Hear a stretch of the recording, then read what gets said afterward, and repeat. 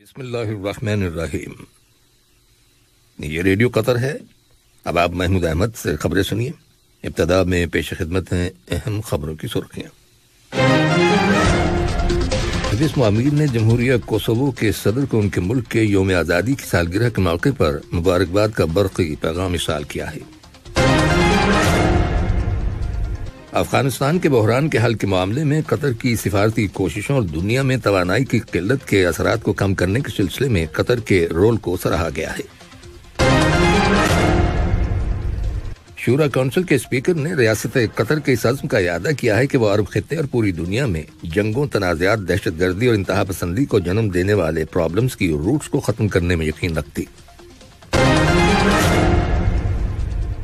اور وزارت صحت کی رپورٹ کے مطابق ملک کے اندر گزشتہ 24 گھنٹوں کے دوران کرونا وائرس کے مزید 1182 مریضوں کے صحت یاب ہو جانے کے بعد اس وبائی مرض سے شفا پانے والے افراد کی مجموعی تعداد اب 3,45,636 ہو گئی ہے۔ یہ تھیں اہم خبروں کی سرخیاں، اور اب سے چند لمحوں بعد تفصیل سے خبریں نشر کی جائیں گی۔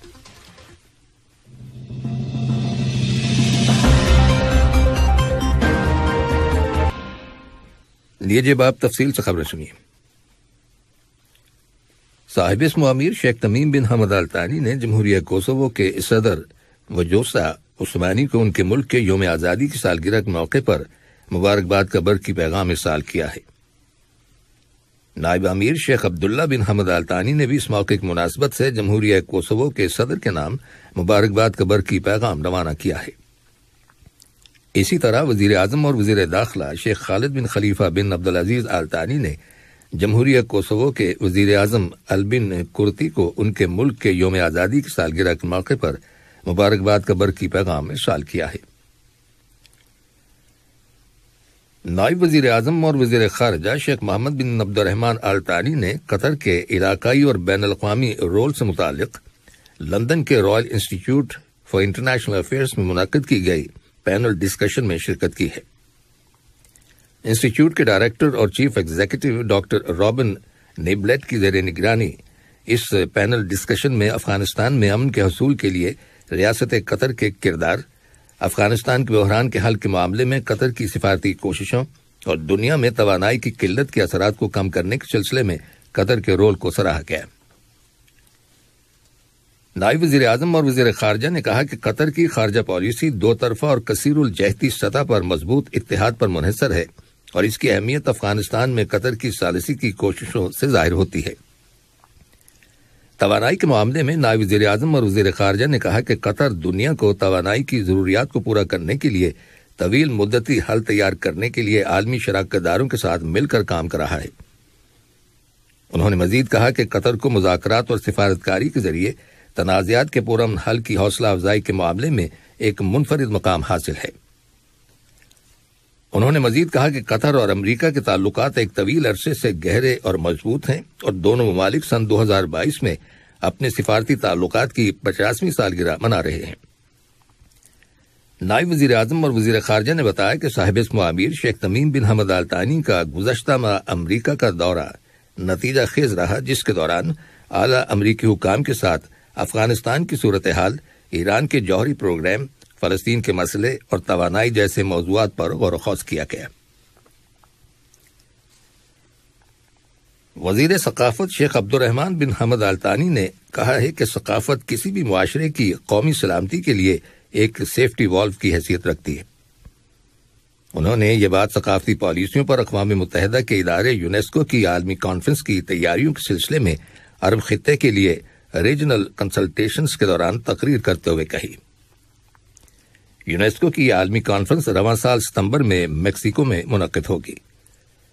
مشاورت کے دوران کئی سیشنز میں قومی، علاقائی اور بین الاقوامی سطح پر ثقافتی پالیسی پر عمل درآمد کے بارے میں تبادلہ خیال کیا گیا۔ ویڈیو کانفرنسنگ کے ذریعے منعقد کیے گئے اس مشاورتی اجلاس میں عرب ممالک کے متعدد وزرائے ثقافت، ثقافتی اداروں کے نمائندوں اور ثقافتی امور سے متعلق علاقائی اور بین الاقوامی تنظیموں کے نمائندوں نے شرکت کی۔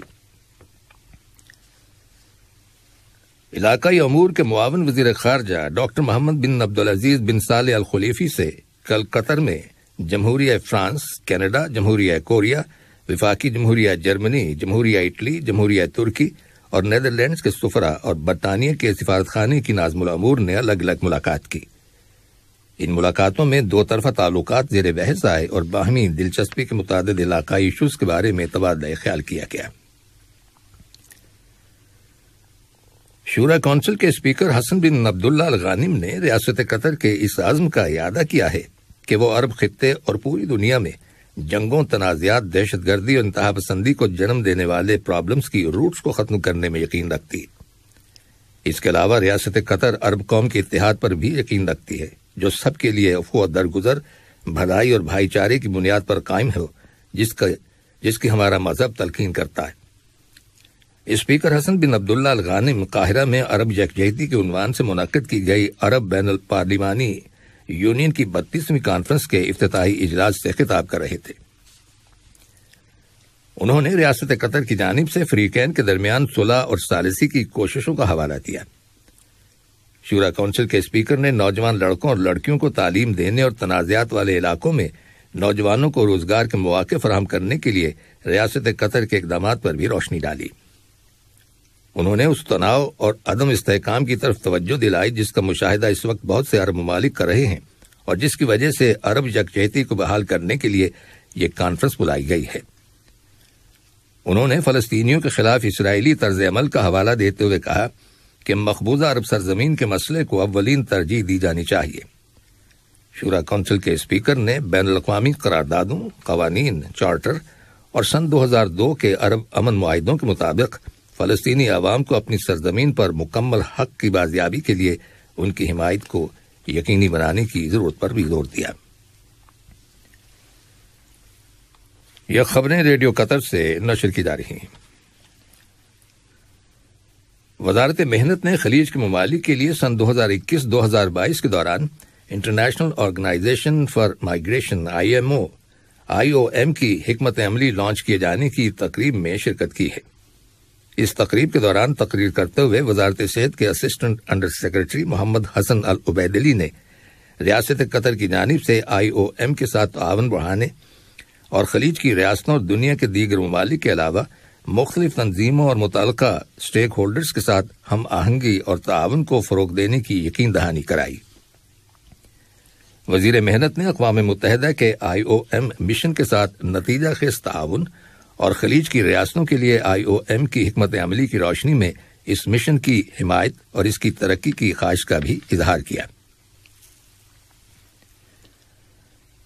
قطر کی غزہ کی تعمیر نو کے لیے قائم کی گئی کمیٹی کے چیئرمین سفیر محمد العمادی نے کہا ہے کہ کمیٹی قطر فنڈ برائے ترقی کے تعاون سے غزہ کی پٹی میں ضرورت مند خاندانوں کو نقد امداد کی رواں ماہ فروری کی قسط کی تقسیم کا کام آئندہ اتوار سے شروع کرے گی۔ سفیر موصوف نے اپنے بیان میں کہا ہے کہ غزہ کی پٹی کے علاقے میں تقریباً 1 لاکھ ضرورت مند خاندانوں کو $100 فی خاندان کے حساب سے نقد امداد دی جا رہی ہے۔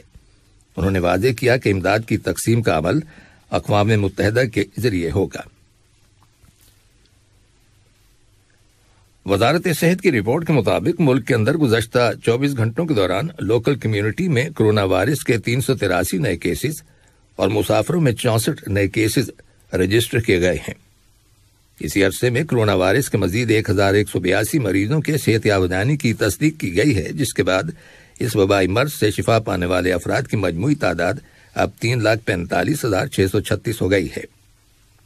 2 نئی اموات بھی ریکارڈ کی گئی ہیں جن کی عمریں 63 اور 69 سال تھیں۔ دونوں افراد کو دائمی بیماریاں تھیں اور انہیں ہاسپٹل میں طبی سہولتیں حاصل تھیں۔ وزارت صحت کا کہنا ہے کہ تازہ ترین اعداد و شمار کے مطابق قطر میں کرونا وائرس کی تیسری لہر عروج پر پہنچ چکی ہے، کیونکہ روزانہ کیسز کی تعداد کم ہو رہی ہے۔ دریں اثنا متعلقہ اتھارٹیز نے کرونا وائرس کے پھیلاؤ کو روکنے کے لیے حکومت کی جانب سے نافذ کردہ احتیاطی تدابیر کی خلاف ورزی کرنے پر 399 افراد کو پبلک پراسیکیوشن کے حوالے کر دیا ہے۔ ان میں سے 388 اشخاص کو پبلک پلیسز پر ماسک نہ پہننے اور 11 افراد کو سیل فون میں اعتراض ایپ ڈاؤن لوڈ نہ کرنے پر قصوروار پایا گیا۔ متعلقہ اتھارٹیز نے عوام سے اپیل کی ہے کہ وہ اپنی اور دوسروں کی حفاظت کو یقینی بنانے کے لیے احتیاطی تدابیر پر عمل کریں۔ کل روس کے صدر ولادیمیر پوٹن سے جمہوریہ برازیل کے صدر جیئر بولسونارو نے ملاقات کی، جو صدر پوٹن کی دعوت پر اس وقت روس کے سرکاری دورے پر ہیں۔ ملاقات کے بعد ایک مشترکہ بیان میں دونوں صدور نے روس اور برازیل کے درمیان اسٹریٹجک پارٹنرشپ کو مضبوط بنانے، پولیٹیکل ڈائیلاگ کو آگے بڑھانے، خود مختاری، بین الاقوامی قانون اور دونوں ملکوں کے قانون کی حکمرانی کے مشترکہ اصولوں کی پاسداری پر مبنی دو طرفہ تعلقات کو فروغ دینے کے عزم پر زور دیا۔ دونوں صدور نے دنیا کے مختلف علاقوں میں بڑھتے ہوئے عدم استحکام پر تشویش کا اظہار کیا اور اس بات پر اتفاق کیا کہ تنازعات کو اقوام متحدہ کے منشور سمیت بین الاقوامی قوانین کے اصولوں کے مطابق پرامن سفارتی طریقے سے حل کیا جانا چاہیے۔ صدر بولسونارو نے اس دورے کو اہم قرار دیتے ہوئے دنیا کو یہ پیغام دیا ہے کہ برازیل اور روس کے تعلقات اچھے ہیں۔ اور اب کچھ خبریں کھیلوں کے بارے میں۔ قطر سٹارز لیگ فٹ بال ٹورنامنٹ میں ڈیفینڈنگ چیمپئن اسد کی ٹیم قطر سپورٹس کلب کی ٹیم کو 1-0 سے ہرا کر اپنا ٹائٹل برقرار رکھنے کے قریب ہے۔ اس ٹورنامنٹ کے 17 میچوں میں سے 16 میچ جیتنے کے بعد اسد کی ٹیم 49 پوائنٹس لے کر لیگ ٹیبل پر سب سے اوپر ہے۔ ICC T20 world cup qualifying matches آج سے عمان کے دارالحکومت مسقط میں شروع ہو رہے ہیں۔ اس ٹورنامنٹ میں میزبان ملک کی ٹیم کے علاوہ آئرلینڈ، نیپال، متحدہ عرب امارات، کینیڈا، جرمنی، فلپین اور بحرین کی ٹیمیں حصہ لے رہی ہیں۔ اور بھارت اور ویسٹ انڈیز کی کرکٹ ٹیموں کے درمیان 3 میچوں کی T20 سیریز کا دوسرا میچ آج کولکتہ کے ایڈن گارڈنز میں ہوگا۔ بھارت کی ٹیم نے گزشتہ بدھ کے روز ویسٹ انڈیز کی ٹیم کو 6 وکٹوں سے ہرا کر سیریز میں برتری حاصل کر لی ہے۔ اس سیریز کا تیسرا میچ 20 فروری کو کھیلا جائے گا۔ آخر میں اہم خبروں کی سرخیاں ایک بار پھر سن لیجیے۔ صاحب اسم امیر نے جمہوریہ کوسوو کے صدر کو ان کے ملک کے یوم آزادی کی سالگرہ کے موقع پر مبارکباد کا برقی پیغام ارسال کیا ہے۔ افغانستان کے بحران کے حل کے معاملے میں قطر کی سفارتی کوششوں اور دنیا میں توانائی کی قلت کے اثرات کو کم کرنے کے سلسلے میں قطر کے رول کو سراہا گیا ہے۔ شورا کونسل کے اسپیکر نے ریاست قطر کے اس عزم کا اعادہ کیا ہے کہ وہ عرب خطے اور پوری دنیا میں جنگوں، تنازعات، دہشت گردی اور انتہا پسندی کو جنم دینے والے پرابلمز کی روٹس کو ختم کرنے میں یقین رکھتی۔ اور وزارت صحت کی رپورٹ کے مطابق ملک کے اندر گزشتہ 24 گھنٹوں کے دوران کرونا وائرس کے مزید 1182 مریضوں کے صحت یاب ہو جانے کے بعد اس وبائی مرض سے شفا پانے والے افراد کی مجموعی تعداد اب 3,45,636 ہو گئی ہے۔ ریڈیو قطر سے خبروں کا آج کا پہلا بلیٹن ختم ہوا۔